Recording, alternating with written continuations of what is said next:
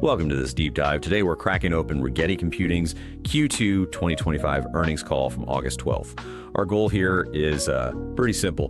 Cut through the jargon, get you the key insights from that call, and really understand what's driving this quantum company right now. We'll hit the financials. The tech roadmap was pretty fascinating, how the market's reacting. It's a bit of a paradox, really. So let's start with the quick snapshot, the results. Financially, it was, well, a tough quarter for Rigetti. They missed big on earnings per share, both GAAP and non-GAAP. Negative $0.13 for both. That was quite a bit lower than analysts were expecting. And revenue, also a miss, came in at $1.8 million. That's down, nearly 42% from the same time last year. Gross margin landed around 31% too. Usually numbers like these would spook the market quite a bit. Yeah, absolutely. On the surface, those figures, they definitely raise an eyebrow, a big red flag for many companies. But Rigetti's playing in a different league here, right? Cutting-edge quantum computing. You gotta look beyond just the immediate P&L. The really interesting part is their cash position. It actually got a massive boost. They're sitting on $571.6 million in cash and investments, and crucially, zero debt. Wow, okay. Where did that come from? Well, they pulled off a pretty significant $350 million at the market, or ATM equity offering, plus another $35 million private placement. So despite the EPS and revenue misses, the market reaction was, well, kind of optimistic, actually. Shares rallied the next day. Really? Yeah. It suggests investors are thinking longer term. They see the tech progress. They see that war chest of cash. And it seems like that's outweighing the current revenue struggles, future potential over present pain. Very typical for these deep tech sectors. That's a really key point. It kind of sets the stage for digging deeper, doesn't it? So let's do that. Let's unpack those financials you mentioned, that $1.8 million revenue number. Why such a steep drop? That 41.9% year over year fall from $3.1 million. What was the story there? Right. So there were a couple of main things, according to management. The big one was the U.S. National Quantum Initiative. It expired, and they're waiting on it being reauthorized. For companies like Rigetti, who rely quite a bit on government R&D contracts, any pause or uncertainty there, well, it makes revenue really lumpy, like a tap being turned off for a bit. Okay, that makes sense. Government funding delays. Exactly. And the other piece was just the mix of revenue they did have. More development contracts in the mix this quarter, particularly some with the UK's National Quantum Computing Centre, the NQCC. And apparently those specific contracts just came with lower gross margins. They're not selling standard products here, right? These are often unique research deals. So if those NQCC contracts, for example, had lower margins built in, that directly hits the overall gross margin figure, right? We saw that drop from 64% in Q2 last year all the way down to 31% this quarter. That's a massive shift. Was it just that revenue mix? That seems to be the main driver, yeah. The margin drop really highlights what we were just talking about, that shift towards these lower margin development projects. It kind of suggests that maybe to win certain deals, like with the NQCC, they might have had to price things a bit more aggressively. Strategic pricing, maybe, to get a foot in the door or prove the tech. Could be. In a field this new, sometimes you take on work that's maybe less profitable up front just to build those relationships or show what your system can do. So it's less about a fundamental problem with their tech cost, probably, and more a reflection of the current market for these very specialized quantum services. Long-term strategy sometimes trumps short-term profit per deal. Got it. Okay, so revenue mix hits the margin. But what about spending? OPEX, operating expenses, actually went up $20.4 million compared to $18.1 million last year. What's driving that increase? Yeah, the spending side shows they're still investing heavily despite the revenue dip. Management flagged a few things, the usual suspects, annual salary bumps, hiring new people, especially R&D folks, which makes sense given their focus. Also higher consulting costs, again, mostly for R&D to push projects forward. And even higher costs for the annual shareholder meeting, apparently. Okay. And stock compensation ticked up a bit, too, $3.6 million from $3.3 million. So, yeah, revenue was down, but they were definitely still spending to build out their team and tech. Right, so you've got falling revenue, lower margins on that revenue, and rising costs. It's not a huge surprise the net loss jumped so much then. It went to $39.7 million from $12.4 million. That's more than triple, almost quadruple. What was the biggest piece of that increase? The single biggest chunk, actually, was a non-cash charge. About $22.8 million of that increase, it was related to derivative warrant and earnout liabilities. So accounting stuff linked to past financing. Non-cash. Important distinction. Crucial. Doesn't hit their immediate cash pile, but it does show some complexity from how they've financed things before. If you kind of mentally strip that out, the underlying operational loss is still significant, obviously, but that one charge really inflated the headline net loss number. Okay, so even setting aside the non-cash charge, we've got losses mounting, and you mentioned the operating cash outflow for the first half of 2025 was around $29.8 million. Yet the market was cautiously optimistic. Right. What's the core investor thinking here that overrides these, frankly, pretty challenging near-term financials? It feels like a disconnect. It does feel like a disconnect, but it's a common one in these really deep tech frontier areas. The investor thesis seems pretty straightforward. Quantum is a long-haul game, and right now, cash runway is everything. That $571.6 million in cash and investments with zero debt. That's the key. That's the lifeline. All the war chest. Exactly. It buys them time. It means they can keep pushing hard on R&D, hitting those tech milestones without being under immediate pressure to suddenly become profitable or generate huge revenues. Investors are basically saying, look, we get that revenue's small and messy right now, and you're burning cash. But you've got the money to execute the plan for the next few years. And that plan, that tech roadmap, is what we're betting on. It's a bet on the future value of the IP and the technical lead, not today's P&L. Oh, And they guided the Q3 fully diluted share count to around 327 million. Higher, obviously, because of those offerings, but the market seems okay with that trade-off for the cash.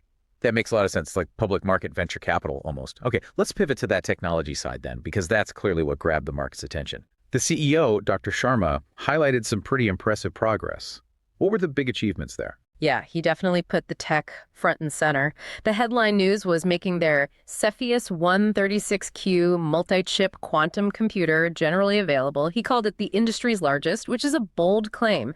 It's running on their own quantum cloud services QCS platform now, and they're aiming to get it on Microsoft Azure too. Okay, 36 qubits, but what about the performance? Ah, yes. This is the critical part for you to understand. They demonstrated 99.5% median two-qubit gate fidelity. 99.5%. What does that actually mean in practical terms? It means the quantum operations are much, much more reliable. Think of it like this. For every, say, 200 two-qubit operations the machine does, only one fails on average. They effectively cut their error rates in half compared to their previous system, Anka 3, and they did it in just 6 months. That's incredibly fast progress. And why does it matter so much? Because quantum states are fragile. Higher fidelity means fewer errors creep in during calculations. This dramatically reduces the complexity and overhead needed for error correction down the line, making fault-tolerant quantum computers the kind that can solve really big problems much more achievable. It's a foundational step. Okay, that fidelity number is clearly key. And achieving that on Cepheus 1, which uses, what, 4 chiplets? That must be a big win for their whole scaling strategy, right? Absolutely. Huge validation for their chiplet-based scaling approach. Instead of trying to build one enormous perfect quantum chip, which is incredibly hard, they're linking smaller, high-performing chiplets together. Like Lego bricks for quantum processors. Kind of, yeah. It's a more modular way to build bigger systems, potentially with better manufacturing yields and reliability. It's a smart strategy for scaling these things, and based on this success, they reiterated they're pretty strongly confident about releasing a 100-plus qubit system, also built with chiplets, and also targeting that 99.5% fidelity before the end of this year, 2025. Before year end. That's ambitious. Very. That's a rapid pace and a huge milestone to watch. We talked about the money, that big $350 million ATM offering. How did management say they plan to use those funds? Any hints of shifting priorities, maybe towards acquisitions? They were quite clear. The money's for working capital, CapEx building out infrastructure, and potentially strategic deals. But they explicitly said R&D is still the #1 focus, not M&A right now. Their view seems to be, we're already in the leadership group on performance, only really behind maybe a couple of the tech giants, who are probably too big to acquire anyway. So doubling down on their own tech. Exactly. Using the cash to fuel their internal innovation engine, not buy their way forward, it shows confidence in their own path. Okay, no specific financial guidance for Q3, but the tech roadmap is obviously the main story. Management also talked about their definition of quantum advantage. For us listening, what are their goalposts for that? Why is it important we understand their definition? Right. They put some real numbers on it, which is helpful. For them, quantum advantage means hitting several targets together, at least 1,000 qubits, better than 99.9% two-qubit gate fidelity, so even fewer errors than now. Proper error correction working. And gate speeds faster than 50 nanoseconds. Okay, 1,000 qubits, 99.9 fidelity, error correction, fast gates. Exactly. And why it matters for us is that this isn't just tech specs. It's their marker for when quantum computers can actually start solving problems that are basically impossible for today's best classical supercomputers. Think drug discovery, new materials, complex optimization, stuff with real commercial value. That's the prize tied to hitting those metrics. And the timeline. They estimate getting all of that together is still roughly 3 to 4 years away. So it gives us a realistic time frame for when things could get really interesting commercially. 3 to 4 years. Good perspective. You mentioned gate speed faster than 50 nanoseconds. They're around 50, 60 now. Is that speed a major bottleneck currently? It's important, but according to them, not the main bottleneck right now. They called it not the rate determining factor.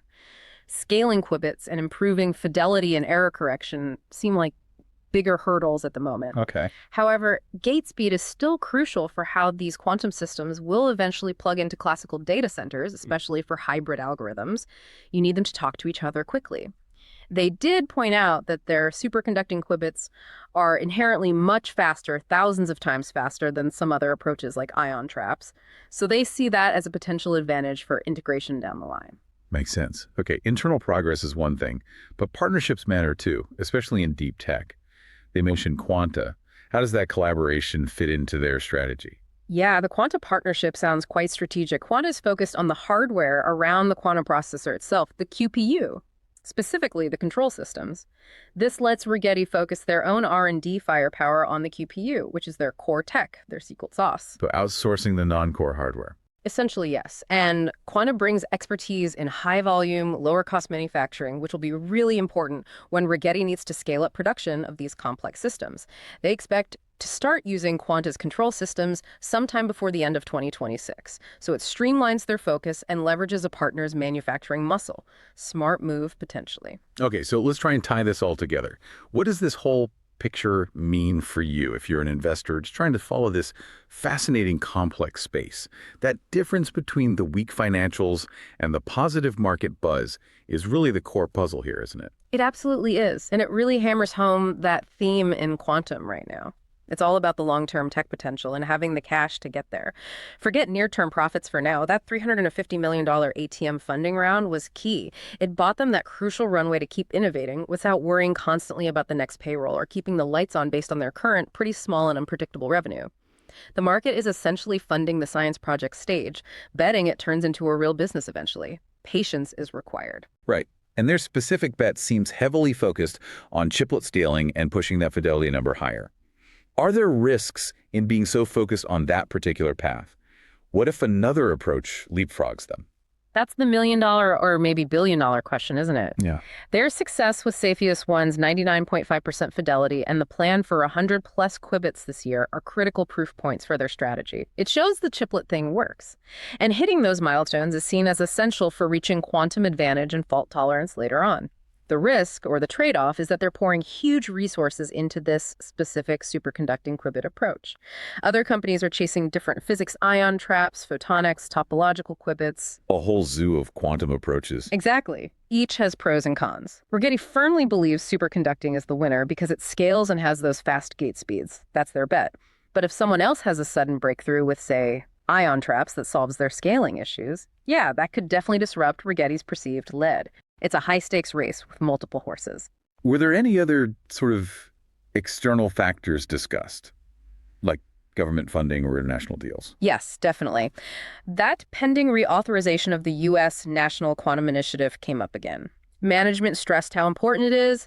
They mentioned potential multi-billion-dollar funding opportunities tied to it. They sounded confident it's a matter of when, not if, it gets reauthorized, which suggests they're banking on continued government support for the whole sector. That's a potential tailwind. Okay. And they also highlighted a new Memorandum of Understanding, an OU, with CDAC in India. That signals they're building international partnerships too, looking beyond just the U.S. and U.K. for long-term growth and collaboration. So putting it all together, that cautiously constructive view from analysts seems to capture the situation pretty well. Strong tech momentum, lots of cash, but still those revenue and cash burn challenges. I think that sums it up nicely. You've got the clear positives, the tech progress is real, the roadmap is ambitious but credible, and the balance sheet is rock solid for now. But you balance that against the negatives. Revenue is still very small and uncertain, and they are burning through cash to fund that R&D. So the things to watch now are those key catalysts, getting Cepheus-1 onto Azure, delivering proof points on that 100-plus qubit system by year-end, and crucially, starting to land more contracts, government or enterprise, that look like they could become steady, repeatable revenue streams eventually. They need to bridge that gap between the tech promise and the business reality. All right, perfect setup for our final segment. The not financial advice trade idea.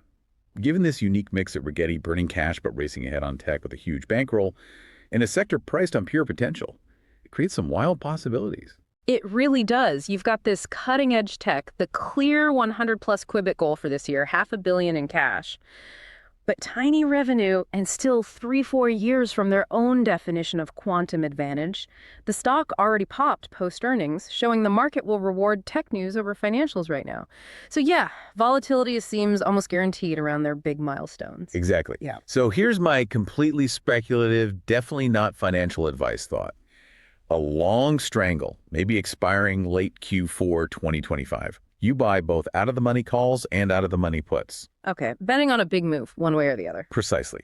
The calls are your bet that they nail the 100-plus qubit system with that 99.5% fidelity. Maybe they announce a big Azure deal alongside it, or a major government contract, something that causes a real breakout. The puts are your hedge. What if they miss the target? Delay it. Or the fidelity isn't quite there. Or maybe the whole quantum sector just hits an air pocket. The puts could pay off if things go south. So it's pure volatility play. You don't necessarily care which way it moves, just that it moves a lot. That's the idea. Leveraging the uncertainty around these huge make-or-break tech milestones for a pre-revenue company, the late Q4 expiry gives time for that year-end catalyst to potentially play out. Implied volatility is probably already high, meaning options aren't cheap, but the market's expecting fireworks anyway. It's a play on the extreme potential swings inherent in a company like Rigetti right now. So let's quickly recap this deep dive. Rigetti Computing, a company walking a tightrope. Significant financial losses, very low revenue, but balanced by genuinely impressive tech progress, especially on Fidelity, and that huge cash reserve giving them breathing room. The market seems laser-focused on the long-term quantum dream, boosted by that Cepheus-1 launch and the big goals for the rest of 2025. Absolutely. For you following along, the things to keep tracking are that fidelity progress, the qubit scaling, and any signs that these tech wins are starting to translate into actual sustainable commercial traction. And just to reiterate, none of this was financial advice. Always do your own research and consider your own risk tolerance. I think the big question hanging over Rigetti and maybe the whole field is how much of that $500 million runway gets used up before quantum advantage starts generating real revenue, and what surprises, good or bad, might pop up technologically in those next 3 to 4 critical years. Lots to watch. Indeed. Thanks for joining us on this deep dive.